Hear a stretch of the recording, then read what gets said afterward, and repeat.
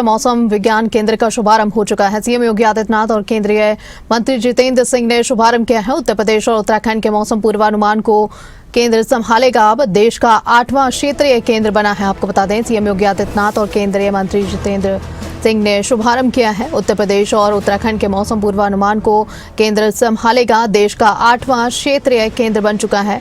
आपको बता दें, लखनऊ से ये बड़ी खबर, जहां पर क्षेत्रीय मौसम विज्ञान केंद्र का शुभारंभ किया गया है। मित्रों, हम सब जानते हैं इस बारे में कि प्राचीन काल से ही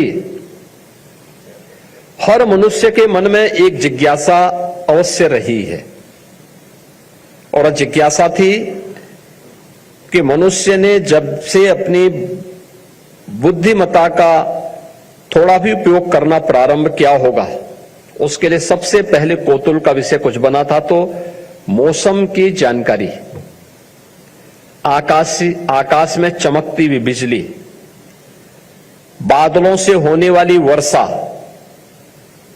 या अन्य तमाम प्रकार की स्थितियां, इसके कई पक्ष रहे हैं।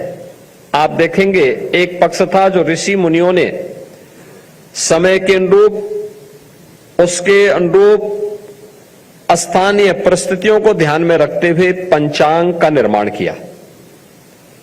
आज भी आप देखते होंगे, पंचांग की सटीक गणना ग्रह और नक्षत्रों को ध्यान में रख करके की गई गणना मौसम की सटीक जानकारी का भी एक आधार बनता था। दूसरा, लोक कहावत और लोक परंपरा में हम एक और चीज देखते थे। लोग क्या अनुमान करते थे? अमुक चिड़िया ये बोली बोल रही है, ये मौसम आने वाला है। इस प्रकार के जानवर के द्वारा इस प्रकार की चीजें सामने आ रही हैं, उसके यानी उसके बिहेवियर में परिवर्तन उस मौसम की पूर्व जानकारी देने का भी एक माध्यम बनता था, और उसको विभिन्न प्रकार की लोकोक्तियों में, मुहावरों में, लोक गाथाओं में लोगों ने उसे तमाम प्रकार के उसका वर्णन करने का काम भी किया। हम लोग उसके बारे में बहुत सारी चीजें सुनते हैं, देखते हैं, और उसके बारे में हम तमाम अन्य लोक परंपरा में उनके बारे में जानकारी लेते हैं। लेकिन जब मौसम विभाग, भारतीय मौसम विभाग जब अपने 150 वर्ष स्थापना की पूरा कर रहा है, तब यह अपेक्षा देश की आजादी के तत्काल बाद होनी चाहिए थी कि ये सभी जानकारियां हमें प्राप्त हों। लेकिन अपेक्षित ध्यान न देने का परिणाम क्या था कि देश के अंदर जो प्रगति किसानों को करनी चाहिए थी, विभिन्न प्रकार की प्राकृतिक आपदाओं से होने वाले जनधन की हानि को रोकने के लिए किए जाने वाले प्रयास जो होने चाहिए थे, उसमें कहीं न कहीं कोई कमी नजर आती थी।